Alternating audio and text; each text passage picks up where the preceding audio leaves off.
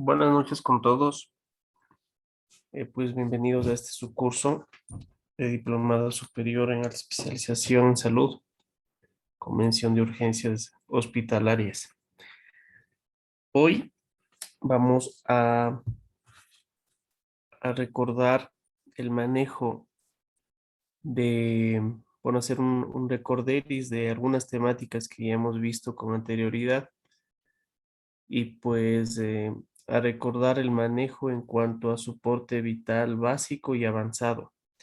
Esto se reforzará en la clase práctica que pronto les indicaremos en cuanto a horarios y fechas.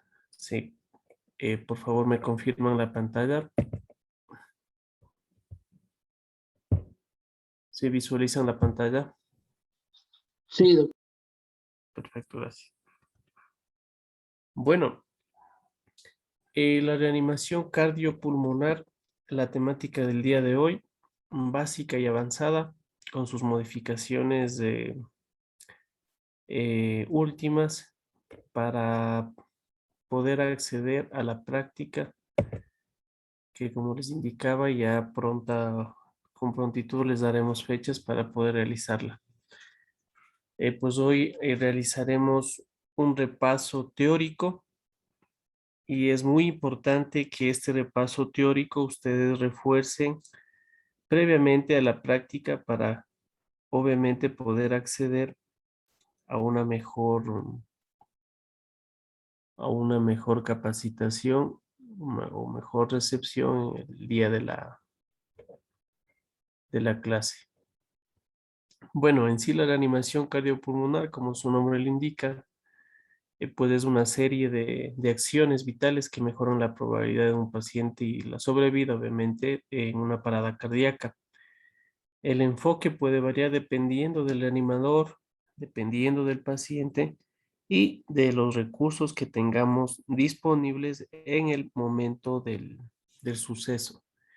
El reto fundamental de este tipo de maniobras o de este conjunto de maniobras de realizar una resucitación cardiopulmonar pronta y sobre todo eficaz, enfocándonos siempre a la mejora de la técnica que en muchas ocasiones pues la principal causa de que este conjunto de maniobras no sean efectivas.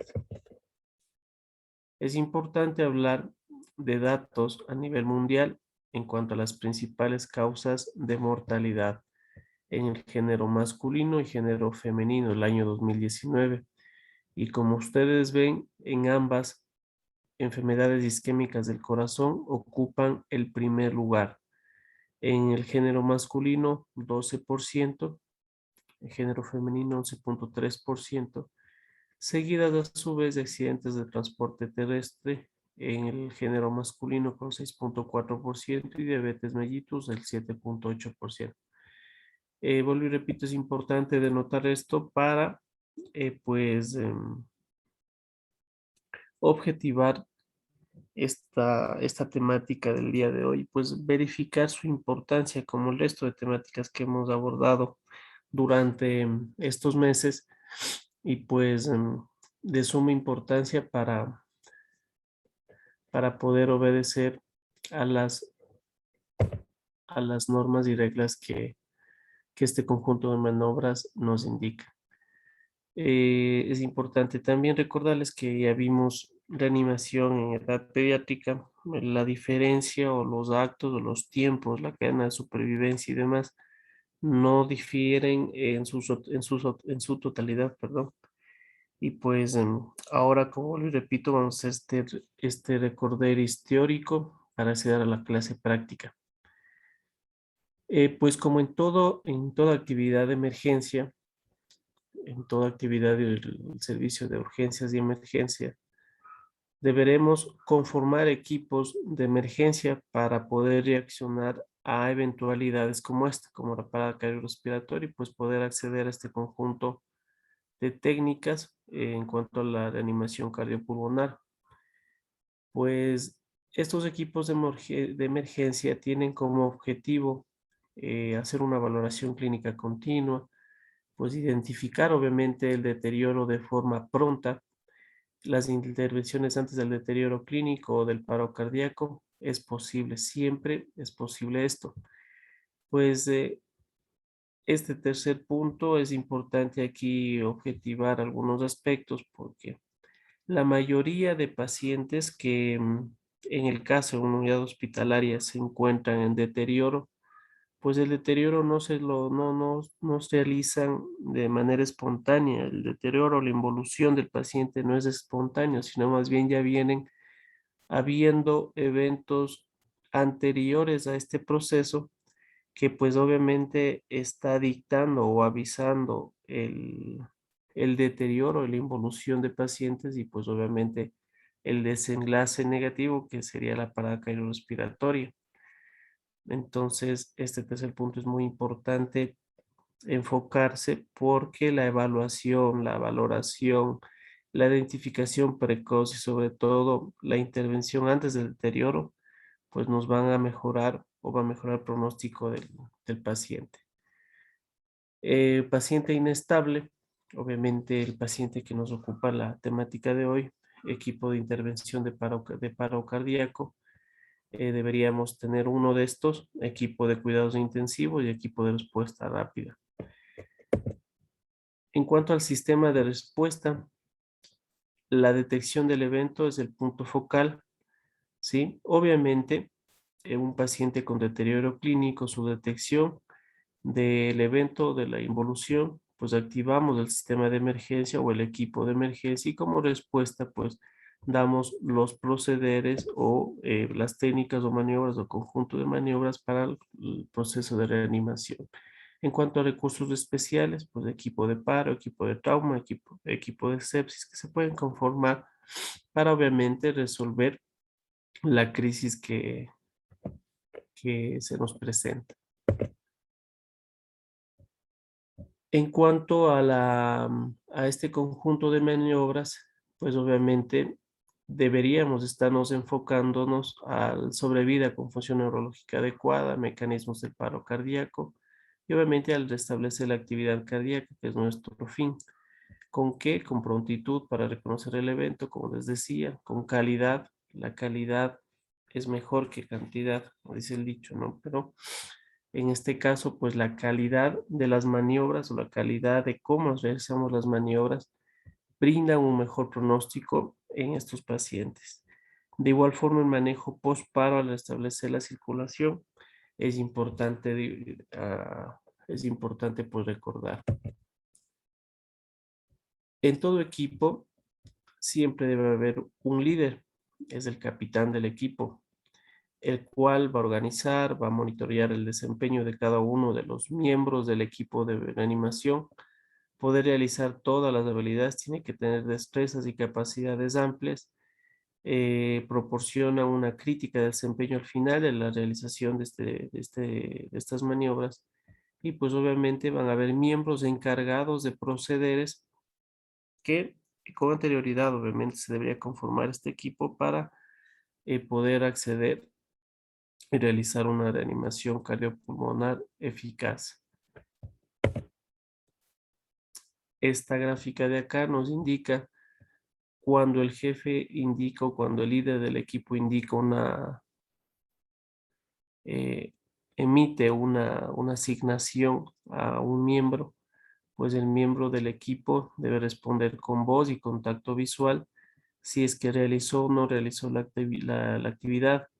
El líder del equipo escucha para confirmación y aquí pues el miembro del equipo informa cuando la tarea ya esté completa y reporta su resultado. Es muy importante también saber esto. En la cadena de supervivencia, como vimos en reanimación pediátrica, no difiere mucho. Obviamente siempre una escena segura. Debemos reconocer síntomas y activar el equipo de emergencia, realizar la reanimación cardiopulmonar de forma temprana, desfibrilador, eh, desfibrilar, perdón, con el desfibrilador externo automático, dar soporte vital avanzado y los cuidados postparos. El soporte vital básico en los adultos pues en esta gráfica podría resumirse de forma rápida. En un paciente que no responde, no respira, solo jadea, pues activamos el sistema de emergencia rápida, obtenemos las maniobras y técnicas, o iniciamos reanimación cardiopulmonar temprana. Posterior a la misma, monitorizamos, chequeamos si hay necesidad y repetimos después de 2 minutos nuevamente las maniobras que a continuación vamos a ir observando.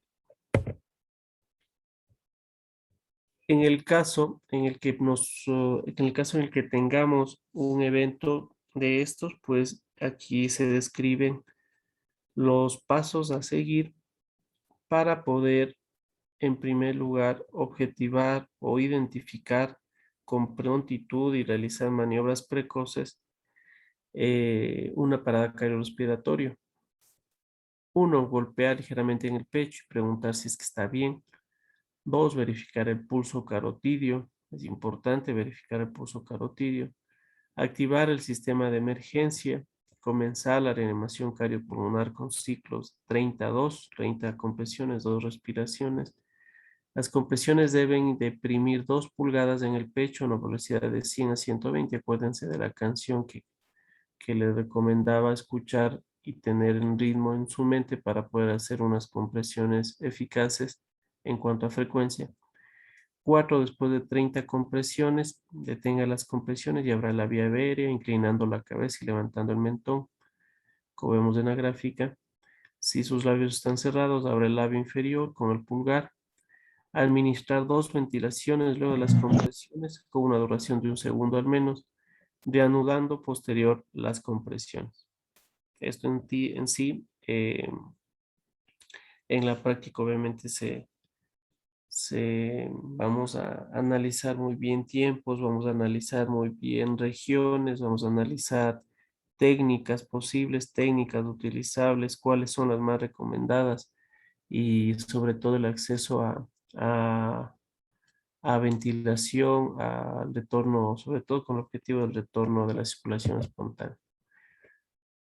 Esta gráfica pues nos denota en cuanto a en cuanto a la anatomía de nuestro cuerpo, cómo dar reanimación o cómo dar compresiones, en donde nos indica y nos recomienda utilizar el peso de nuestro mismo cuerpo en la compresión, brazos rectos, como vemos en la flecha roja, mantener la espalda recta, arrodillarnos a un costado de la víctima, talón de la mano sobre el esternón, 2 T sobre la unión del tercio medio y tercio distal del esternón.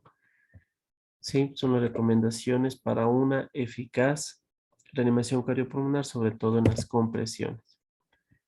Igual de esta forma, iniciamos compresiones torácicas fuertes y rápidas, 10 segundos, permitir un retroceso completo del pecho una vez que hayamos hecho la compresión, minimizar las interrupciones entre las compresiones torácicas, asegurarnos de que el pecho se eleve en su totalidad, no ventilar demasiado y siempre evaluar los ritmos desfibrilables o no, tan pronto como se tenga el desfibrilador externo automático esté disponible en presencia de un paro cardíaco, que es muy probable que sea un ritmo desfibrilable. Como, como vimos, existen maneras, pues obviamente, si es que se tiene este dispositivo, el desfibrilador externo automático, pues maneras de ver de igual manera una monitorización, decirnos de un monitor cardíaco, pues verificar qué tipo de ritmo tenemos, si es que es desfibrilable o no desfibrilable, para obviamente proceder según el algoritmo en cuanto a la reanimación cardiopulmonar. El ritmos desfibrilables, taquicardia ventricular, fibrilación ventricular, vamos a poder reconocer con las siguientes características en cuanto a la fibrilación ventricular. Su regularidad, no hay forma de regularidad del complejo QRS, porque toda la actividad eléctrica está desorganizada.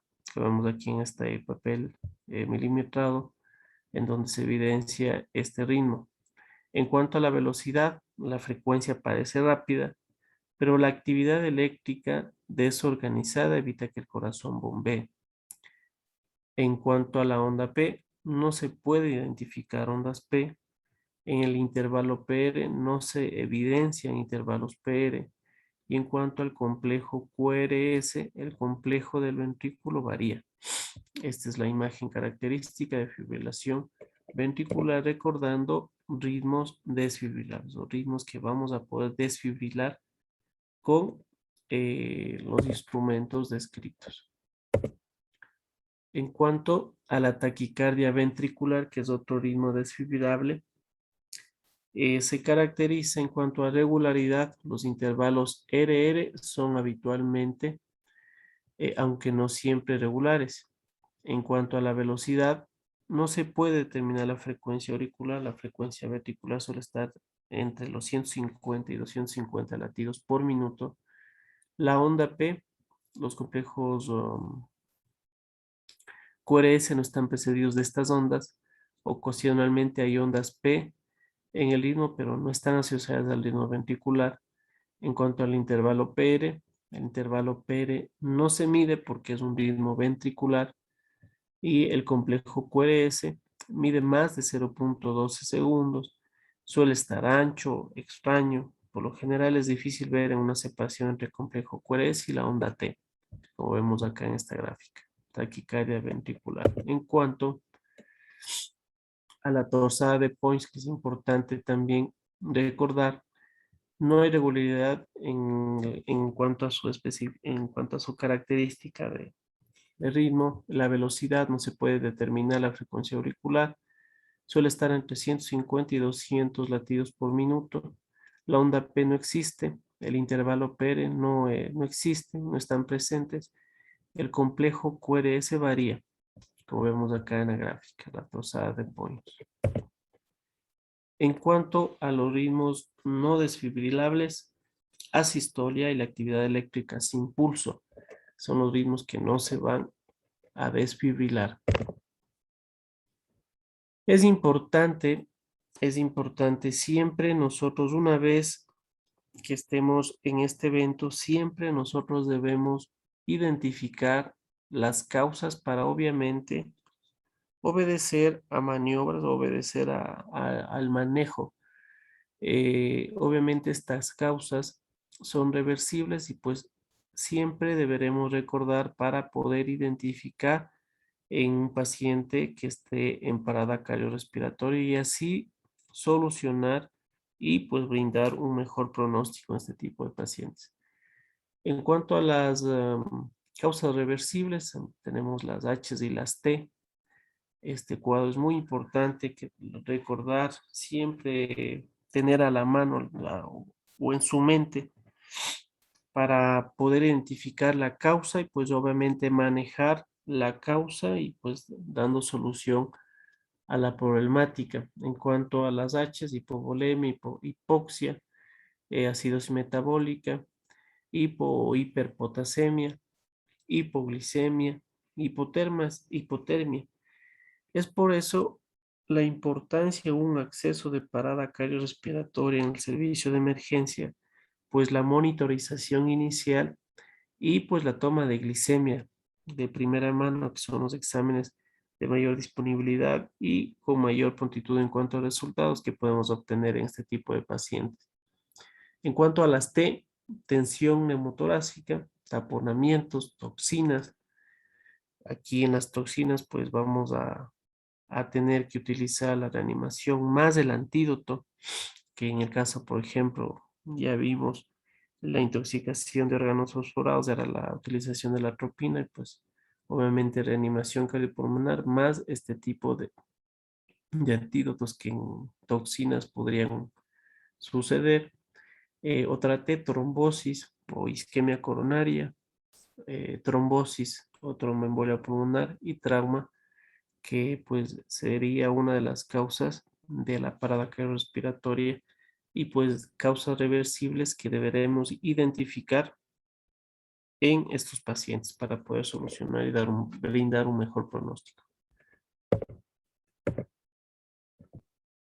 Una de las H's, la hipovolemia, la disminución obviamente del volumen intravascular que puede suscitarse por un trastorno de la difusión y entrega de oxígeno. Obviamente va a haber hipoperfusión tisular, en consecuencia falla circulatoria, presión venosa central, variabilidad del volumen sistólico, variabilidad de la presión de pulso, gasto cardíaco, y pues obviamente a través de un instrumento importante que es la ecografía, pues vamos a verificar que ecográficamente la hemodinamia va a estar alterada en este tipo de pacientes. La hipoxia es otra cosa que la disminución de oxígeno, de gas arterial oxígeno, que pues influye en la presión inspiratoria, pueden identificarse en grandes alturas o en ambientes con una FIO baja.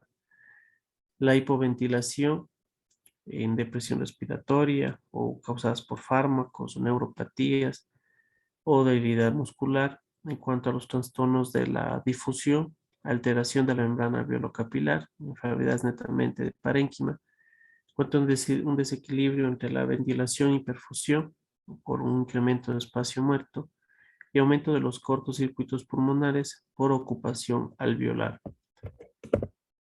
La acidosis metabólica, consecuencia de cetoacidosis diabética, como por ejemplo, o cetoacidosis urémica, o en procesos de acidosis láctica, que pueden estar desencadenados por metanol, por ejemplo.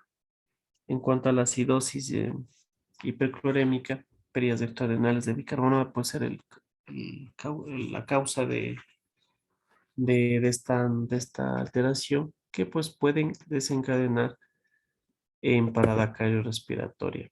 Esta es una gráfica en donde en donde se ven pues los trazos o las características que pueden haber o las consecuencias que puede haber en un electrocardiograma por hipo o hipercalemia. Vamos aquí según el valor, las alteraciones. ¿Sí? Muy importante también. Se va a subir esta a su plataforma para que puedan identificar y de igual forma tengan a su disposición. La hipotermia es otra de las H, otra de las causas reversibles. Es importante denotar que en hipotermia, la desfibrilación y los medicamentos que utilicemos en la reanimación cardiopulmonar serán inefectivos. Las maniobras de RCP se deben continuar hasta alcanzar una temperatura de 30 a 32 grados centígrados. Vamos en esta gráfica de acá, la hipotermia leve de 32 a 35 grados centígrados, como consecuencia puede producir confusión, taquicardia, temblor. En cuanto a la hipotermia moderada, de 28 a 32 grados centígrados, letargo, bradicardia, arritmias y ausencia de reflejos pupilares. Y si es severa o menor a 28 grados centígrados, pues puede haber ya coma, hipotensión, arritmias, edema pulmonar, rigidez y obviamente su consecuente parada cardíaca. Neumotórax, taponamiento cardíaco, es una de las causas también de parada cardiorrespiratoria que podemos identificar con la ecografía en la cabecera del paciente, que les recomendaba a ustedes lean, aprendan, porque ahora la ecografía es una herramienta importante y podría decirse una de las herramientas mejor, más práctica, más útil, tiempo en beneficio sumamente altos en un servicio de emergencia, en donde podemos identificar de forma rápida este tipo de patologías, ¿no? Por ejemplo, aquí en esta gráfica de motoras por ecografía se verifica la diferencia. La ausencia de deslizamiento preural en una ecografía tiene un 70% de sensibilidad de acuerdo de neumotórax. Pues por eso la importancia de ecografía en la cabecera del paciente. Derrame pericárdico, taponamiento cardíaco. De igual forma, a través del eco es una herramienta importante que podemos utilizar. Las toxinas, como les indicaba, la reanimación aquí tiene que ir sumada a un antídoto. Como vimos, órganos fosforados de atropina, caso de benzodiazepinas de flumacenilo, opiáceos naloxona, monóxido de carbono, oxígeno, antagonistas del calcio, el glucagón o el gluconato cálcico o la 4-aminopiridina. Son los antídotos que se deberían utilizar como adicional a la reanimación cardiopulmonar. En cuanto al algoritmo, es importante verificar su algoritmo.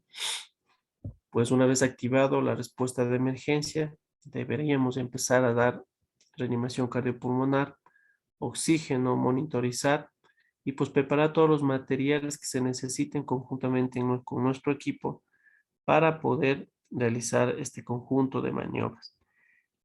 A través del monitor o a través de la monitorización o del DEA o de este desfibrilador externo automático, podemos observar o identificar qué tipo de ritmo es, si es un tipo de ritmo desfibrilable o no desfibrilable. Si es así, pues como ya vimos la taquicardia ventricular, fibrilación ventricular, los ritmos desfibrilables, administrar pues shock, dar reanimación por 2 minutos en prontitud y en conjunto con el equipo médico acceder a una vía, puede ser intravenosa o intraósea, sin interrumpir la reanimación cardiopulmonar, ¿sí? Que son este conjunto de maniobras. Si es un ritmo no desfibrilable, como la sistolia, la actividad eléctrica sin pulso, pues iniciamos de una vez la reanimación cardiopulmonar por 2 minutos, administramos epinefrina cada 3 a 5 minutos, considerar viaria avanzada,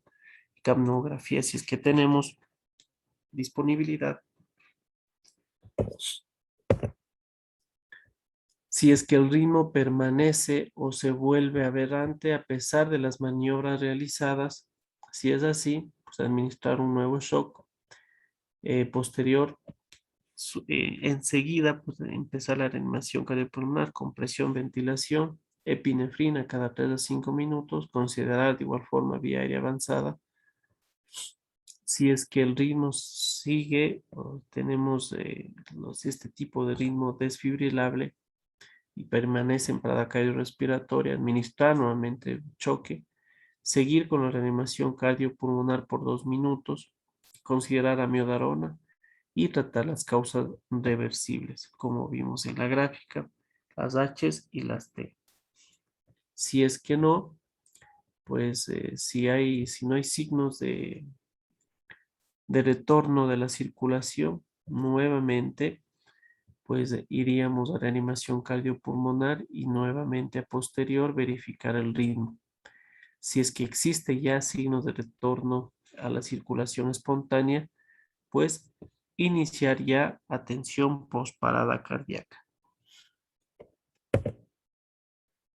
En sí, los objetivos iniciales y posteriores de los cuidados postparo cardíaco, pues son optimización de la función cardiopulmonar y la perfusión de órganos vitales, en su defecto, obviamente, tras el restablecimiento de la circulación espontánea.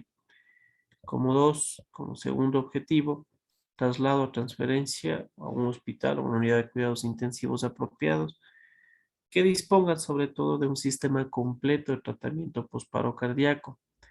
3, la identificación y tratamiento del síndrome coronario agudo y otras causas reversibles. Acuérdense de las H y de las T. 4, control de la temperatura para optimizar la recuperación neurológica y obviamente para brindar un soporte adecuado. Perdón. Anticipación, tratamiento y prevención de disfunciones multiorgánicas, lo que incluye evitar la ventilación excesiva y la hiperoxia. La hipotermia terapéutica en pacientes que quedan en coma postparo pueden tener 3 fases, recomendado en algunas guías, en otras no. La hipotermia terapéutica, en estas fases para simplemente hacer un recuento y pues, como vuelvo y repito, daremos esta clase. Es importante pues hacer la práctica.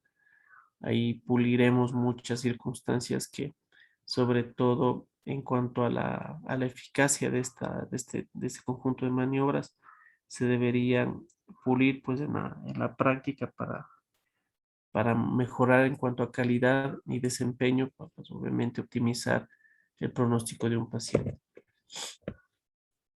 En cuanto a la recuperación de la circulación espontánea, pues hay que optimizar la ventilación y la oxigenación, siempre verificando una saturación mayor del 94%. Considerar manejo avanzado de vía aérea y capnografía. No hay que hiperventilar. Hay que tratar pues las causas reversibles, como en el caso de la hipotensión, con bolos o infusión de vasopresores. Ahora recomendado la infusión de vasopresores en primer lugar y obviamente verificar las causas reversibles. Si es que en un electrocardiograma realizado a posterior verificamos un síndrome coronario agudo con elevación de cemento en CT o existe alta sospecha de infarto agudo de miocardio, puedes acceder a la reperfusión coronaria o a su defecto a la transferencia médica.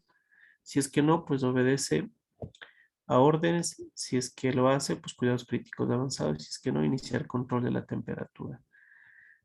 Pues vemos acá las dosis y detalles de la ventilación, oxigenación, de la perfusión de adrenalina, de dopamina, sus dosis de noradrenalina y pues siempre recordando las causas reversibles, las H's y las T, hipovolemia, hipoxia, acidosis metabólica, hiperpotasemia, hipotermia, neumotórax de tensión, taponamiento cardíaco, tóxicos, trombosis y trombosis coronaria.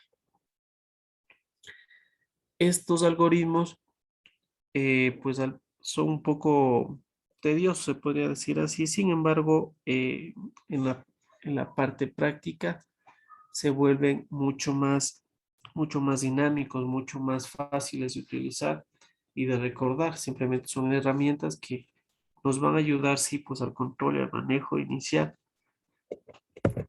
como les decía, para pues obviamente mejorar su pronóstico. En cuanto a los aspectos éticos, el ACLS, sobre todo, recomienda la finalización, hace pues algunos hincapiés en cuanto a la parte ética, en cuanto a la finalización de las maniobras en el BLS, por ejemplo. Cuando finalizamos este tipo de esfuerzos, cuando no observamos o no presenciamos la parada cardiorrespiratoria, cuando no se restablece la circulación espontánea después de 3 ciclos de reanimación y análisis de DEA, cuando no se han administrado descargas del DEA.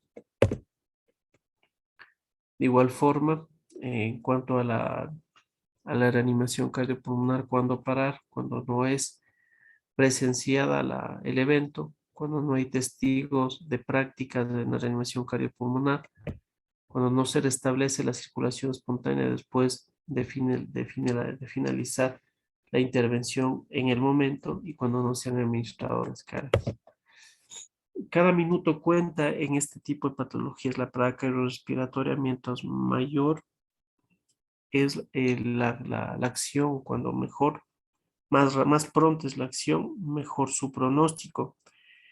Pues el día de hoy, como les decía, vamos a hacer hincapié en la parte teórica, pero la parte práctica es lo que verdaderamente nos va a ayudar a poder establecer este conjunto de maniobras y pues poder pulir muchas inconsistencias que por lo general se suscitan en el manejo de esta patología.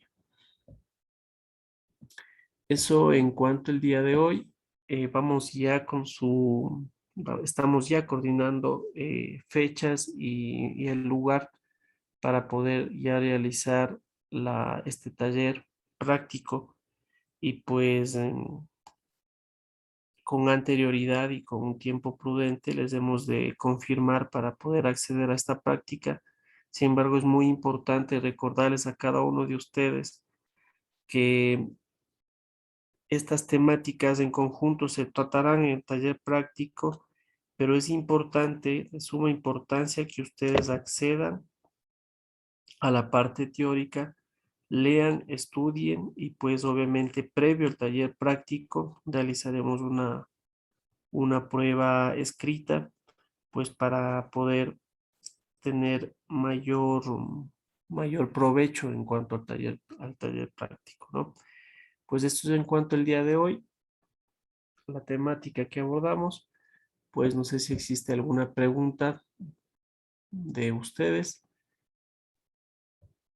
el momento de preguntar, no sé si tienen alguna pregunta.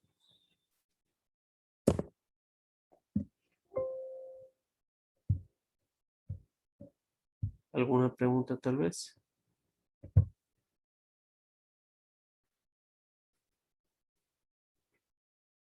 Si no hay ninguna, pues hoy culminamos ya con la parte teórica de su taller, de su diplomado. Vuelvo y repito, les estaremos confirmando la fecha y hora del taller práctico, pues que ya se lo realizará en las próximas semanas, siempre previamente accediendo a un examen teórico para poder, vuelvo y repito, aprovechar al máximo y al 100% el taller práctico. Tengo una Eso, consulta. claro, dígame, Karen.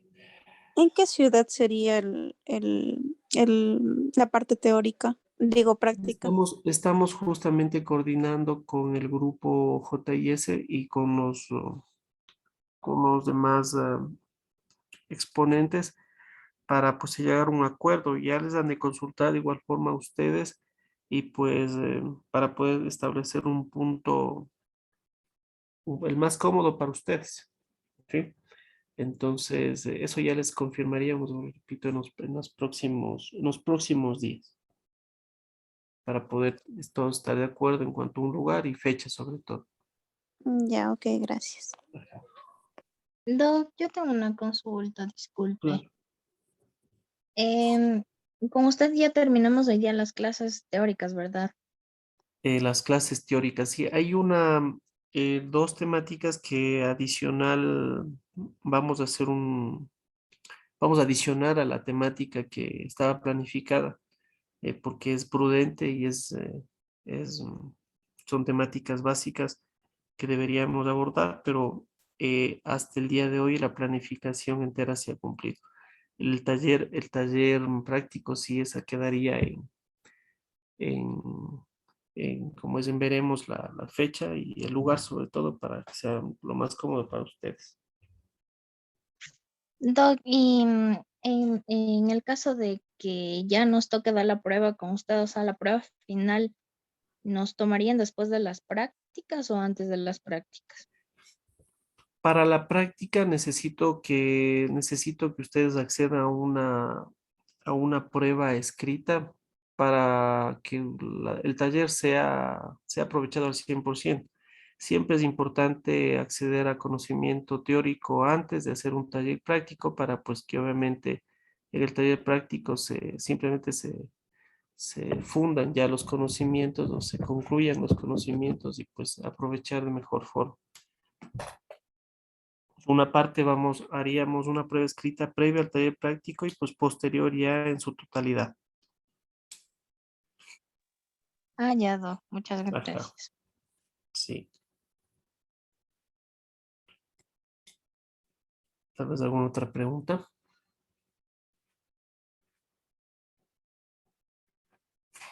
Si no hay ninguna otra, pues les agradezco su presencia, su atención y pues estaremos ya en contacto y les estaremos ya indicando pues cuándo sería este taller práctico.